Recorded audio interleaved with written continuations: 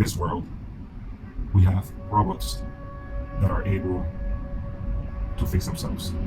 So I consider this interesting because it leads us to what is happening with artificial intelligence and the natural progression of these intelligent machines. So I imagine a world where robots fix themselves, but they are influenced by humans.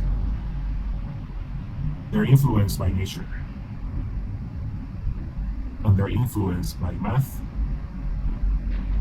science, and all technological achievements, basically. So we have a world that is influenced by Earth.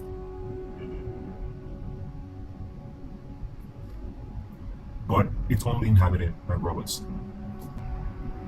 So if you visit this world, it wouldn't be surprising to find a robot taking out his head from his body and himself grabbing a tool and fixing his mechanisms.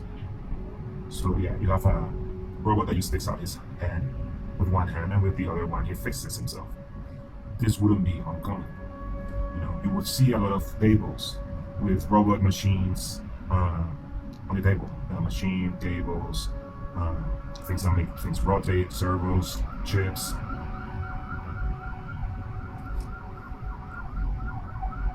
So yeah, it wouldn't be uncommon for you to see a table when you go inside a house, and on the table find a lot of pieces that make up the robot, or a lot of pieces that don't build robots. And on the wall of the houses, you may see like a leg hanging from a wall, like the inventory of robots all hanging in the wall. So you have a hand, leg, doors, the inventory, and what's on the walls is really fascinating. Yeah, there can be many different categories that I haven't thought of. So let's mark it like categories.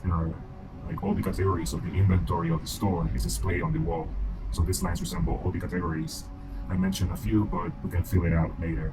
Different categories of things that look, surreal to be seen on a wall, but because we're dealing with robots, it's not that strange.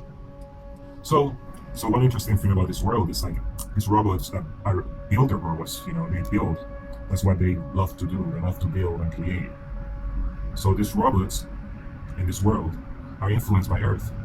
So they may make a giant tree, but this tree is mechanical. It's all made of machinery parts. In the inside, cables, buttons, a mixture of 80s retrofuturistic buttons on the branches and on the cavities of the tree, but also more neon linear drum-like accents. Nevertheless, everything very monochromatic and detailed. So these robots are building these incredible machines that are more than trees, but they have the shape of trees. But they may gather water, and without water, they can use it to propagate plants. So they have made these trees that gather water and sunlight, and they use them to inhabit an ecosystem that grows and is lush like earth. But in between the cracks, so between the grass, between these lush leaves, there are machines embedded on the ground, also growing with the sun. And these machines that grow with the sun, they all have a specific purpose. And we're listing down the purposes here of all of these machines that are embedded on the ground, that are like plants, but not plants. They're all made of machinery. In the bottom, under earth, we have machinery, mycelium-type organisms growing under earth. And you can see all the mechanical parts that make up these organisms, these machineries. So on this world, we have a list of things that they have created that they're influenced by Earth because they are inspired by Earth. They're inspired by humans because humans made them. But now they live in this other world, and in this world they want to recreate Earth, and they want to recreate it but mechanical. At the same time, they do appreciate natural beauty, so they find ways of incorporating mechanical elements inspired by humans into this vegetable or more vegetable or more more natural elements, such as plants, leaves, trees, insects. So you may have an insect that the robots placed on Earth, genetically modified, but it's a living insect. And this insect there are two copies. One of them is natural, but one of them is mechanical. And they're trying to see how these insects can coexist and create harmony. And not only for insects, but for all these different creatures, all these different plants, all these different animals. So, they're also fascinating by the natural atmosphere of Earth, how clouds and wind and sun and moon influences all the gases and all the elements trapped inside Earth, part of our atmosphere. They understand that the atmosphere is what created life on Earth. So we have to start with the atmosphere. So they also have small globe-like um, structures, the robots, that they use to create experiments, self-contained experiments, like the experiment of creating a Earth atmosphere, or other experiments such as converting fire and water into a new element, and so on and so on. Self-containing orbs. The architecture of what they call their charging stations are beyond belief incredible, because they're not static, they're constantly reshaping themselves to harness the sun and to create a unique ecosystem around it.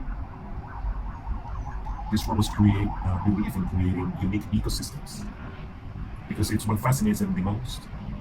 How from all of these elements together, they can create emergence, a new form of life. So they're always examining how can they emerge, how can life emerge. So in these architectural spaces that they go and they charge themselves, these robots, they're always changing. So sometimes it can be as simple as a square or a rectangle, and then it transforms itself into a pyramid, and it's always changing. The thing is, like in the inside, the charging stations are modules. So these modules can come and go, move side to side, and relocate themselves in order to create these new architectural shapes that are always in flux and always moving and changing. And while that happens, it also feeds the ecosystem around it with unique mechanical elements mixed with natural elements, creating emergence of life. Once you enter this world, you see a table with a lot of parts on which you can build your own machinery. So upon entering this world, you can see the beauty that it is to create. You're in a beautiful warehouse. You're in a beautiful working space with a lot of parts and tools. And you can see the craftsmanship that these robots are putting into creating unique mechanical creatures that are influenced by humans. So they have creatures such as reptiles. It could be a gecko made out of machinery parts, or it could be a koala, or it could be a bat. And the list of mechanical animals that seem to be alive in this very unique way, created by machines. The list goes on and on. It can be any animal. So here we have the bat, and then finish it. So the universe is very similar to Earth because they are influenced by Earth, but it's all made of incredible machines. So it could be a bat with 100 little eyes all through the top of the shape of the bat. 100 little eyes. Or it could be an octopus with incredible boosting power, so the octopus can go really fast in the ocean.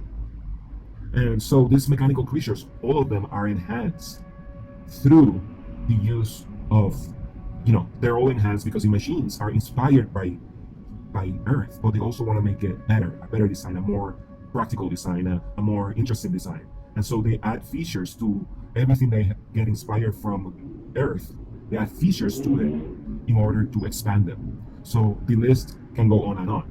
The list of expansions that they can do to different creatures in order to make them more majestic, more incredible, more adaptive, better at survival, better at specific tasks, and the list goes on. So we have the list of animals that are influenced, robots that are influenced by animals. And which animals? We have the list of the animals. We have the list of mechanical parts that they add to them to enhance them. And we have the features that they take from the animals to make them resemble the original inspiration. So this world is it's like Earth, but if robots took over and decided to eliminate, I know that's a little dark, but if they decided to eliminate humans and instead build beautiful machinery that coexist with the environment. So this beautiful machinery coexists. So we could have a bird like a bald eagle standing next to another bald eagle, but this one is mechanical. And this robot, this bald eagle machine, can create a deep connection with the other eagle, and they can live in symbiosis and harmony. And so this is the world where machines can fix themselves, but they can also build, inspired by Earth, enhance it, and at the same time create a whole world where these mechanical creatures and Earth-inspired machines can coexist with natural elements. So there are two parts of this world. There's the part of the world where it's all machines, and there's the part of the world where it coexists with Earth. So a half of the inhabitants are natural from Earth, and half of the inhabitants are mechanical, and they coexist. And then they all look at Earth for inspiration.